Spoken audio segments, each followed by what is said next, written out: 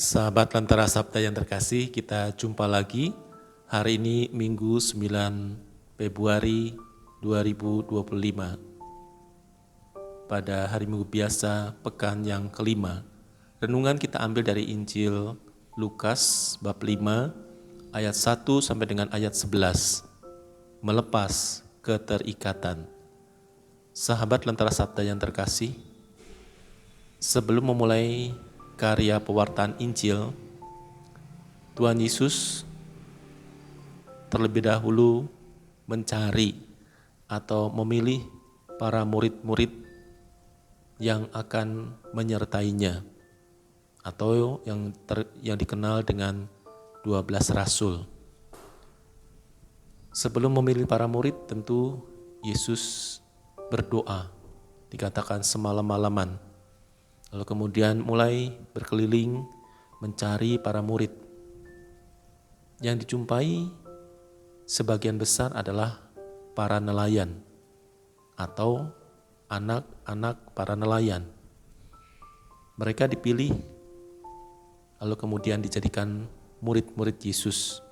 Kita tahu akhirnya ada 12 murid atau 12 rasul yang menyertai perjalanan pewartaan Injil, kabar sukacita, kabar gembira yang diwartakan dan diajarkan oleh Tuhan Yesus.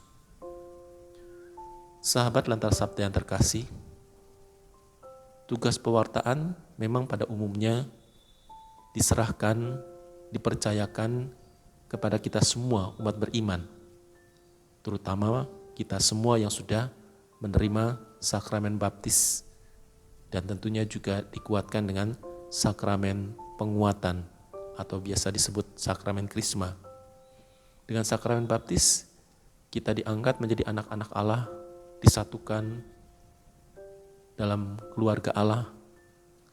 Kita diberi martabat baru, yaitu sebagai murid-murid Kristus, sebagai anak-anak Allah.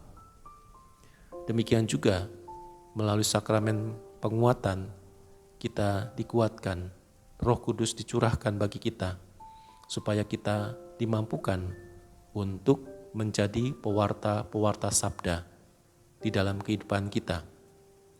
Sahabat Lentera Sabda yang terkasih, maka pewartaan itu semakin berkembang dari mulai zaman Tuhan Yesus sampai hari ini dan dikonkretkan dalam kehidupan menggereja dan dikhususkan lagi dalam hidup panggilan secara khusus. Hidup panggilan secara khusus tentu hanya khusus untuk melayani kerajaan Allah, melayani Allah saja dalam diri sesama.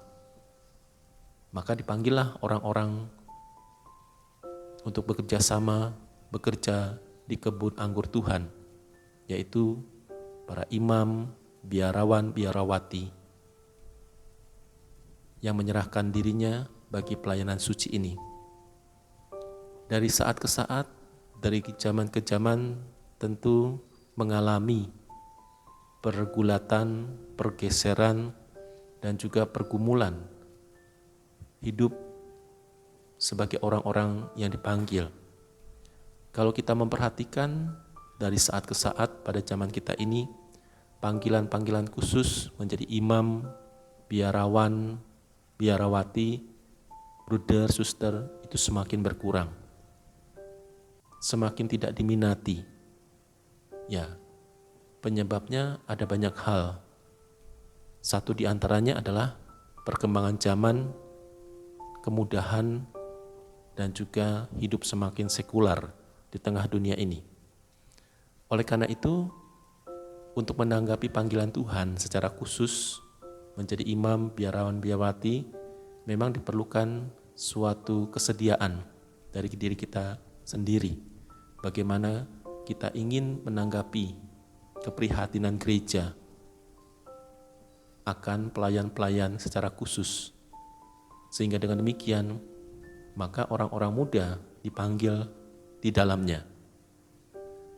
Sebagai sharing kecil, saya menjadi imam tentu mengalami proses dan pergumulan yang panjang.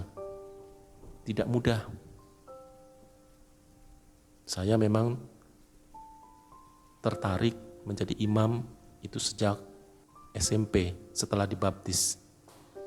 Tetapi saya tidak diperbolehkan masuk seminari waktu itu oleh orang tua saya. Lalu kemudian berproses terus, kemudian SMA juga belum diperbolehkan. Lalu kemudian bagaimana caranya supaya saya bisa memasuki seminari? Ya, waktu itu saya setelah SMA kemudian saya bekerja. Ya, cukup lama saya bekerja. Bekerja itu harapannya bahwa saya bisa masuk seminari. Karena tentu masuk seminari juga memerlukan biaya. Maka saya bekerja. Harapannya hasil bekerja saya itu untuk masuk seminari. Tetapi memang kemudian setelah bekerja disibukkan dengan macam-macam hal, agak terlupakan panggilan ini. Lalu kemudian muncul kembali setelah beberapa tahun kemudian. Akhirnya saya memberanikan diri masuk seminari dengan biaya awal dari hasil bekerja saya. Sahabat Lentar Sabda yang terkasih, maka itulah cara-cara bagaimana kita menanggapi panggilan Tuhan. Kendati di sana sini ada hambatan, ada kendala, tetapi khususnya bagi orang-orang muda, tentu saya mengundang, marilah kita menanggapi panggilan Tuhan. Kendati kita merasa diri kita ini jelek, diri kita ini tidak mampu, diri kita ini tidak pantas di hadapan Tuhan. Tetapi kalau Tuhan yang memanggil, apapun akan terjadi pada diri kita. Mujizat selalu ada. Oleh karena itu, yang penting kita berusaha bagaimana menanggapi panggilan Tuhan.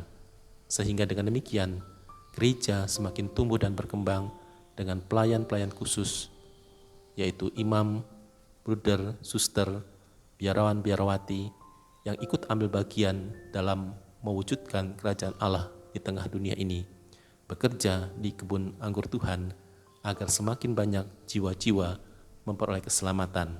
Oleh karena itu, marilah saudara-saudaraku yang terkasih, kita menanggapi sabda Tuhan dengan cara kita masing-masing, menanggapi panggilannya dengan cara yang khusus maupun cara yang umum. Tuhan memberkati.